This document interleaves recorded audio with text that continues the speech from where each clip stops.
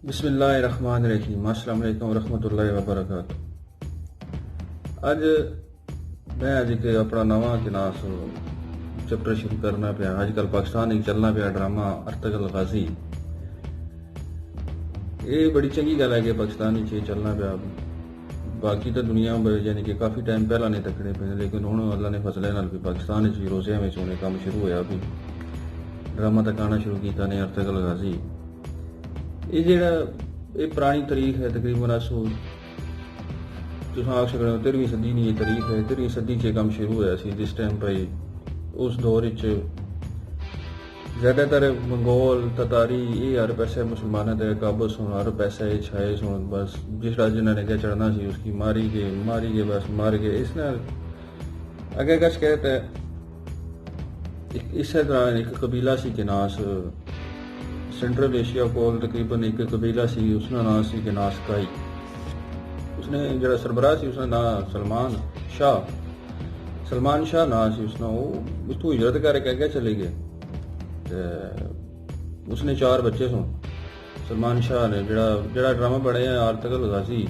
ये उसने 3 नंबर ने बच्चे थे बने।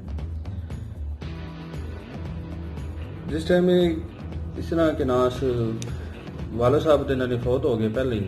दरिया फरात ने यानी कि क्रॉस करनी यानी कि मुसलसल हिजरत ही करने रहे, ये रुके कोई नहीं, अगे ही जाने रहे जिथे भाई इन्हें कि कोई पक्का भी अपना वतन हासिल करने वास्ते या अपनी जा कोई पक्की जा इन्हों को कोई नहीं सी। बस अगे जिधर इन्हें कि मौके सर्दियां होर जाई हो, गर्मियां होर अगे चले गए सुन। इन्हें टुरने रहे तो जो अगे टुरने सुन पिछू यानी कि उन्हें होर डर सी मंगोला ना या ततारिया ना दोवां पैसों दुश्मन इन्हों पर कब्जा नहीं करने ने चक्रे। इन्होंने वाले साहब भी हिजरत ने चक्र जिन्हें वाले साहब बरना हिजरत करने रहे दरिया फरात क्रॉस करनी वाले साहब उठे वफात पा गए। फिर इन्होंने वाले साहब की वफात होगी पिछे बाकी यानी कि इस दौरान इन्होंने दूसरी जड़ा कबीला सी उस टाइम मंगोला हमला कर छो और तकरीबन सारा कबीला ही ना बिचे बच्चे बिचे निके मोटे सारे मारे जुले जड़ा ने ये बच गए बच्चे इन्होंने यानी कि अर्तगल भी तो और बाकी जड़े जाकर जड़े मतलब है जड़े बंदे कार को नहीं सुन गया जड़े अपनी जान बचा सकने सुन बचा गए वो चले गए बचा के दिए। ये बाकी टुरनी बाकी चले जाने बच्चे तो बाकी जड़ा इन्होंने कबीला बचया वो आ रहा के नाम से इन्होंने बाकी चाचे इसने यानी कि अर्तगल नहीं अम्मी ने जड़ा कबीला से उठे आ रहे बाकी सारे इत्थे आ गए। इत्थे अर्तगल तकिया खाब तकिया इस पे एक पर एक किनास दरख्त ने थले पे या किनास पुराने पाग पे या नाल इस तकिया चार दरिया इस तके 4 पहाड़ तके। ये जड़ा ये बहु बापू बहादुर यानी कि बहु ही ज्यादा बहादुर बंदा सी आपू खुद अर्तगल।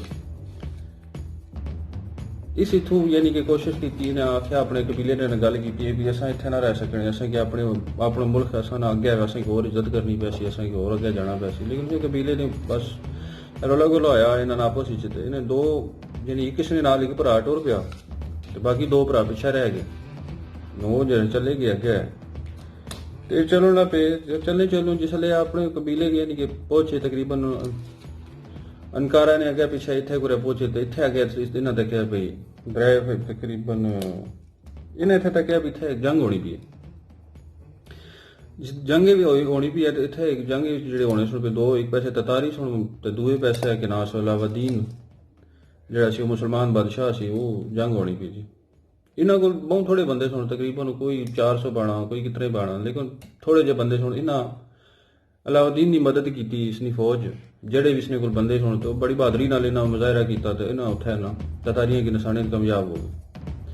ये तक है तो जड़ा वो सी बादशाह इस ने आख्या तुम असा ना ला रहो तो इस इन्होंने चले गए तो उसी की पक्की अर्तगल नाल गल की भी तू पक्की अपनी थोड़ी जा देने तू अपना वतन बढ़ा तो थोड़ा सिर्फ ये काम है कि तू असा ने दुश्मनों को असा की महफूज रखना, मतलब अगर कोई हमला शमला होगा शैगू पिछू तो तू असानी मदद करनी।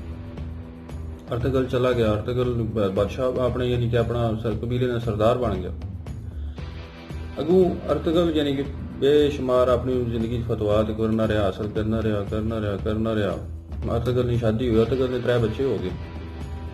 ਜਿਹੜਾ ਇਸ ਨਾਲ यानी कि 3 नंबर वाला बच्चा सी उस्मान, जिसनी गल है भी जे सल्तनत उस्मानिया क्यों बनी, कदू बनी, क्या होया, असल गल ये तकाई दसनी पी है इत्थे इस ड्रामे च।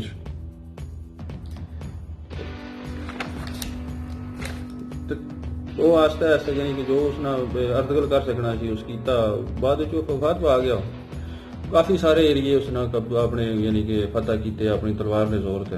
तो बाद उसने आ रहा कि ना सो पुत्र उस्मान, वो भी बड़ा नेक ते बहादुर बंदा सी।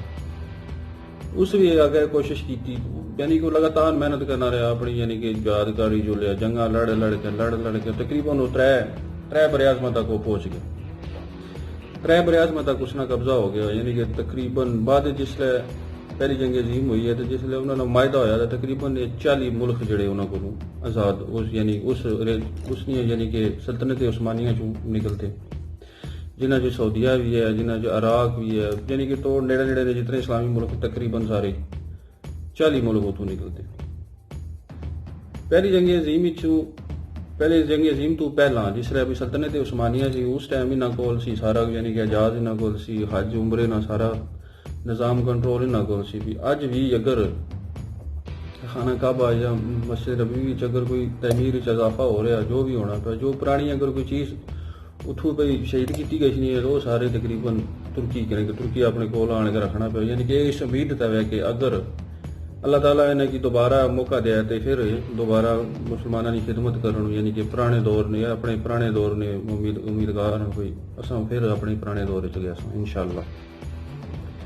पहली जंग अजीम तो पहला जिस तकरीबन 650 साल इन्होंने हुकूमत रही सल्तनत उस्मानिया।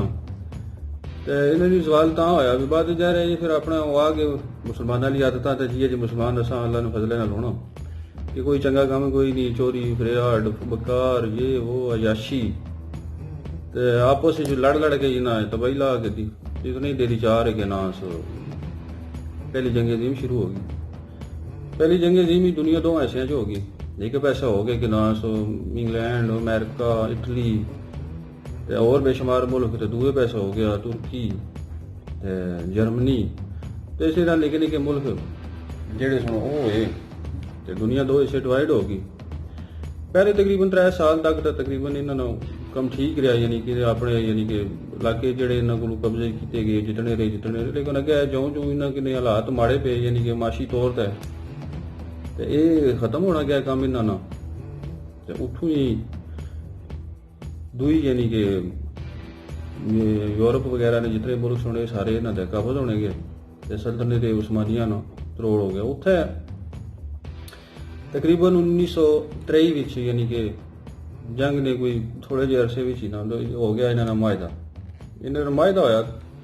तो उस मायदे के मुताबिक इन्होंने ये कि सल्तनत उस्मानिया हुण खत्म की जाए तो जेड़े जिथे मुल्क सुन वो सारे आज़ाद हो सुन। उन्होंने अपने यानी कि मुल्क बढ़ाए गए सन छोटे छोटे। कोई आसान लफ्ज़ों तुम ये आखो भी मुसलमानों की डिवाइड किया गया जेडे हुण मौजूद है जितने भी अरब इथों तक सऊदिया अगे ओमान जो भी है जितने भी इस्लामी मुल्क ने सारे ये सल्तनत उस्मानिया सुन पहला ये होना आस्ता ऐसे सारे डिवाइड करके रख छोड़े। तो हम अपने अपने टुकड़े जो जिथे सी इन्होंने यानी कि इन्होंने यानी सल्तनत उस्मानिया च इन्होंने कोई बड़ा माल सी बड़ा हिसाब किताब सी जी चीज़ जी जी है सी इन्हें उत्थे ही उठा उन्हें यानी उस जो मायदा इन्होंने होया सी उसके मुताबिक इन्हें जिस को जी चीज़ है उसने कोल होगी उसने कंट्रोल होगी। उसने इस बाद इन्होंने अगला क्या होया भाई दूआ ये इन्हें जी शिक एक शिक रखी सी उसने जो शिक भी है सी कि जी जगह ना तुर्की में इस्लामी कानून ना खत्म हो गया। तुर्की च बिल्कुल इस्लामी कानून की कोई गल नहीं होनी। उसने जी शिक भी दी भाई तुर्की च खिलाफत की भी गल कोई नहीं होनी। तुर्की च समंदर जड़ा तुर्की नाल समंदर लगना सी फास्फोरस इसके बारे च आख्या गया भी ये भी इंटरनेशनल समंदर हो गया यानी कि इसने भी तुसा की कुछ भी नहीं लभना 100 साल तक जो तक मायदा रहा सी उदों तक तुसा की इस कख भी नहीं लभना। हालांकि बाकी जितनियां नहरां हो या जो भी है अगर वो है तकरीबन हर मुल्क जिसकी हुकूमत है वो उसने की उसको मुआवजा दिता गया कोई और सफ़र करना चाहे कोई भी हिसाब किताब कोई जहाज वगैरह जाना चाहन। तो इसने एक और भी गल है भी ये जो मादा है तकरीबन 100 साल का 100 साल हूँ तकरीबन थोड़ी है 2023 तक तकरीबन 100 साल पूरे हो गए हैं। तो फिर तक तुर्की उन्हें शक रह जाए कि अगर अल्लाह करे ये 100 साल पूरे होने तो अपना जो वकार है पुराना जो कुछ असा पहला गया तो वापस अं दिता गया आजाद असें वापस दिता गया असं जी सल्तनत ने दोबारा फिर हिसाब किताब है पुराना हो चल है। ये ड्रामा इस वास्ते पढ़ाया गया सी कि ताकि मुसलमाना की जो मुसलमान पहला सुन ना कि अजकल के मुसलमान जी जैसा वा ना नमाज पढ़ने या ना रोज़ा रखने या ना हज ना ज़कात बस सिर्फ एक दूसरे की चोरी फराड शराब जो बुराई केड़ी बुराई पाकिस्तान नहीं पाएगी अजकल। तो उन्होंने जी सब तो खास गल सी पूरी दुनिया जिसले दो हिस्से तकसीम होगी तो तुर्की की सल्तनत वास्ते कुछ बंदे ना नहीं गिदा सवाए पाकिस्तानियों ने सिर्फ पाकिस्तानी यानी कि उस टाइम तो बरसगीर ने मुसलमान तो ज़ाहिर पाकिस्तानी इन्हें ही सिर्फ ये उत्थे गए इन्होंने जंग की शिरकत की है तो उठों ये बेशुमार शहीद होए और उत्थे इन्होंने कब्र भी अज भी मौजूद ता ही वास्ते तुर्की अज भी पाकिस्तानियों की पाकिस्तानी मुसलमान की या आखो या बरसगीर ने मुसलमान की यार इंडिया भी मुसलमान है बांग्लादेश भी मुसलमान है बरसगीर ने मुसलमान की अज भी इधर निगाह नाल तकिया गया तो इंशाअल्लाह बाकी अगले उसी अगे इंशाअल्लाह दसा भी हूँ जो सल्तनत उस्मानिया बनसी नहीं बननी इसना क्या फायदा हो सी तो क्या घाटा हो सी अपनी दुआ याद रखे अल्लाह। अस्सलाम वालेकुम व रहमतुल्लाहि व बरकातहू।